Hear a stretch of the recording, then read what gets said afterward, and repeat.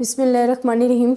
Student, आज का जो हमारा टॉपिक है वो बेसिकली हम डिस्कस कर रहे हैं एग्जाम्पल को। ये हमारे पास एक एग्जाम्पल है जिसमें हम डिस्कस करेंगे example of continue correction. Continue ये प्रोपोर्शन से रिलेटेड है, सैम्पल प्रोपोर्शन से रिलेटेड है, बट इसमें आपको मैं डिस्कस करवाऊंगी कि कॉन्टिन्यू करेक्शन अगर आ जाती है तो वो हमारे पास क्या होती है। फर्स्ट ऑफ ऑल जो मैंने आपको एक क्वेश्चन शो करवाया है हमने फ्रंट पे, वो हमारे पास क्या था कि 10% of 1 kilogram boxes of sugar in a large warehouse are underweight. Suppose a retailer buys a random sample of 144 of these boxes. What is the probability that at least 5% of the sample boxes will be underweight? Question मैंने आपको show भी करा दिया, but मैं आपको again पढ़ के बता रही हूँ। अब देखिए स्टूडेंट, इसमें हमारे पास जो सैम्पल साइज एन जो है वो गिवन है। इस तरह के क्वेश्चन आपके पास आ जाते हैं, मैं तभी आपसे डिस्कस करूँ। एन हमारे पास क्या है 144 आपको गिवन है, तो the sample size N is is 44 is large enough to assume that sample proportion P is approximately normally distribution. देखिए हमने पढ़ा था कि जब भी आपके पास सैम्पल साइज अगर लार्ज आ जाता है तो जो आपके पास सैम्पल प्रोपोर्शन की डिस्ट्रीब्यूशन है वो आपके पास नॉर्मली अप्रॉक्सीमेटली नॉर्मल जाती है। ठीक है, तो वो चीज़ जब हमारे पास आ जाती है तो हम वहाँ यूज़ करते हैं कॉन्टिन्यू करेक्शन, कॉन्टिन्यूटी करेक्शन। अब स्टूडेंट फर्स्ट ऑफ ऑल तो उन्होंने हमें मीन जो है वो क्वेश्चन में ही गिवन दे दिया है कि आपके पास क्या है कि जो 10% है वो आपके पास मीन है। आप श्योर हो उसके बारे में कि आपको ये पता है, तो आपके पास जो मीन आ गया वो आपके पास गिवन है। अब स्टैंडर्ड एरर अगर आपने फाइंड करना है तो ये आपके लिए कोई मुश्किल नहीं है कि अगर आपको वैल्यूज़ गिवन है तो आप स्टैंडर्ड एरर फाइंड कर सकते हो। तो जो स्टैंडर्ड एरर हमारे पास आएगा, हमारे पास प्रोबेबिलिटी ऑफ सक्सेस क्या है 0.110 है, एंड क्यू फाइंड करना आपके लिए मुश्किल नहीं है, वो हमारे पास दिस वन होती है। तो अगर आपके पास हमारे पास है 1 - 0.10 है तो आपके पास रह जाएगी 0.90, तो आप इसको लिख सकते हो 0.19 एंड डिवाइडेड बाय एन। आपके पास क्या है 144 है, जो कि टू मच लार्ज है, इनफ लार्ज है। इस वजह से जो आपकी सैम्पल प्रोपोर्शन होती है वो कन्वर्ट हो जाती है, वहाँ आपको नीड हो जाती है कॉन्टिन्यूटी करेक्शन की, वो मैं इंशाल्लाह आगे बताती हूँ। अच्छा, आपके पास अब क्या आ गया है जी, सिग्मा भी आगे, जो कि हमारे पास आंसर आएगा 0.025 आ जाएगा। अब आपने करना है जी नॉर्मल डिस्ट्रीब्यूशन, जो कि हमारे पास आ जाती है सैम्पल प्रोपोर्शन की, तो वो हमारे पास क्या होती है मैं लिख देती हूँ। देन वो हमारे पास जो होती है P head minus mu P head and sigma P head. अब देखिए म्यू भी हमें गिवन है और हमारे पास क्या है दिस वन भी गिवन है।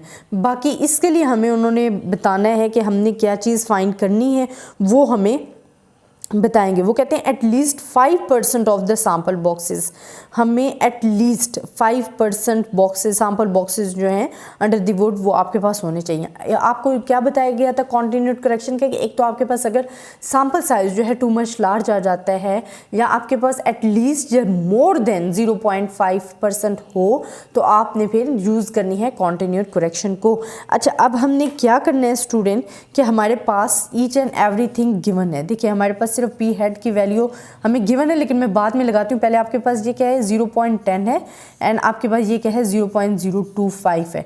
अब देखिए उन्होंने क्या है कि आपने लगानी है कि मोर देन कॉन्टिन्यूड करेक्शन जो है वो एटलीस्ट कम से कम 0.05 हो, बट ज़्यादा से ज़्यादा जो मर्जी ले लो। ठीक है, तो आपके पास अब यूज़ होगी कॉन्टिन्यू करेक्शन।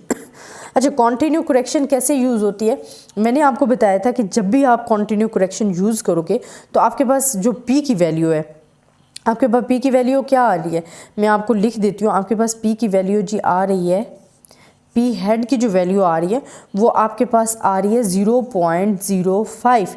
इसमें आपने कॉन्टिन्यू करेक्शन अगर यूज़ करना है तो कॉन्टिन्यू करेक्शन के लिए हम क्या करते थे +-1/2n करते थे। ठीक है, तो आपके पास अब यहाँ हम क्या लिख देंगे कि -1/2 एंड दिस वन, एन हमारे पास क्या है 44, तो मैंने यहाँ लिख दिया है 2n की जगह मैंने क्या लिख दिया 44।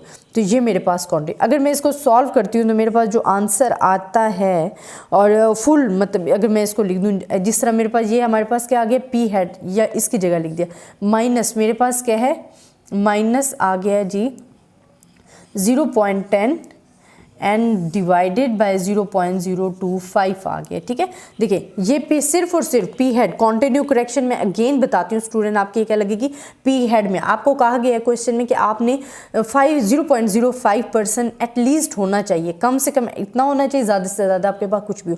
तो आपने कॉन्टिन्यू करेक्शन जब यूज़ करनी है तो ये जो 0.05 है इसमें सिर्फ -1/2n कर देना। मैंने वही किया कि -1/2n कर दिया है, बाकी मेरे पास सेम चीज़ रही है, मैंने मीन भी वैसे ही लिख दिया और स्टैंडर्ड डिविएशन भी मेरे पास वैसे आ गए, सिर्फ और सिर्फ मैंने यहाँ ऐड किया है तो वो -1/2n की है कॉन्टिन्यू करेक्शन के लिए। अच्छा, जब आप इसे सॉल्व करोगे तो आपके पास जो p की वैल्यू z में कन्वर्ट होगी वो आपके पास क्या आ जाएगी, 2.14 -2.14 आपके पास आ गया। अब आगे इजी है आपके लिए फाइंड करना, आगे आपके लिए कोई मुश्किल नहीं है। मेन चीज़ मैं आपको अगेन यहाँ से डिस्क्राइब करी स्टूडेंट, जब भी कॉन्टिन्यू करेक्शन आना है आपने सिर्फ जो अपनी p की वैल्यूज़ है उसमें ये चीज़ ऐड करनी है, बाकी आपके पास मीन भी सेम रहेगा, स्टैंडर्ड डिविएशन भी आपके पास सेम रहेगा। नेक्स्ट अब आपने क्या स्टेप लेना है इसके लिए, अब स्टूडेंट आपके पास ये वैल्यू आ गई है तो नॉर्मल डिस्ट्रीब्यूशन आपको फाइंड करना आता है आपकी वैल्यूज़ के लिए। आपने क्या करना है कि -2.14 एंड z की वैल्यू हमारे पास कहाँ तक जाएगी, 0 तक, फिर प्लस आपने करना है 0 to, वो कहते हैं आपके पास ज़्यादा से ज़्यादा जितनी मर्जी हो। ये मैं आपको ड्रॉ करके भी बता देती हूँ ताकि आपके लिए उसके लिए ईजी हो जाएगा, टेबल में देख के आपके लिए समझना ईजी हो जाता है। तो ये जो टोटल आंसर आपका आ जाएगा वो आ जाएगा 0.9838। अच्छा स्टूडेंट, अब आपने एरिया कैसे देखें फाइंड करना है, यहाँ हमारे पास आ गया दिस वन एरिया। ठीक है, नॉर्मल डिस्ट्रीब्यूशन का। अब स्टूडेंट हमने जो नॉर्मल डिस्ट्रीब्यूशन पढ़ी थी उसमें हमारे पास ये वैल्यू क्या आ रहा है, -2.14 अगर यहाँ आ रही है। ठीक है, तो माइनस यहाँ और यहाँ हमारे पास क्या आ रही है, पॉजिटिव इन्फिनिटी, यहाँ वैल्यू जा रही है नेगेटिव इन्फिनिटी तक। अब उन्होंने क्या है कि कम से कम आपके पास वैल्यू होनी चाहिए -2.14, एटलीस्ट दिस वन होनी चाहिए, ज़्यादा से ज़्यादा आप कुछ भी ले लो, मीन्स ये तमाम एरिया हमारे पास आना चाहिए। तो हमने ले लिया है कि -2.14 से लेकर 0 तक, ठीक है, उसके बाद 0 to इन्फिनिटी तक हमने ले लिया। तो 0 to इन्फिनिटी, क्योंकि हम कहते हैं area under the curve is equals to 1 होता है, ये साइड भी 0.5 होती है, ये साइड भी 0.5 होती है। तो मैंने इसकी वैल्यू फाइंड करके ये 0.5 लिख के ऐड कर दिया तो आंसर आ गया। ये स्टूडेंट हमारे पास एक एग्जाम्पल थी कॉन्टिन्यू करेक्शन के। ऐसे एग्जाम्पल्स जो है आपके पास अक्सर एग्जाम्स में आ जाती है, तभी ये एग्जाम्पल्स मैंने आपसे डिस्कस किए। इंशाल्लाह नेक्स्ट हमारे पास difference between the proportion means को इंशाल्लाह डिस्कस करेंगे। आई होप स्टूडेंट आपको मेरा लेक्चर पसंद आया होगा। अगर आपको कहीं से कन्फ्यूजन है या समझ नहीं आ रहा, आप मुझसे कमेंट्स में पूछ सकते हो, मैं इंशाल्लाह आपको रिप्लाई करूँगी। तब तक के लिए अल्लाह हाफिज़।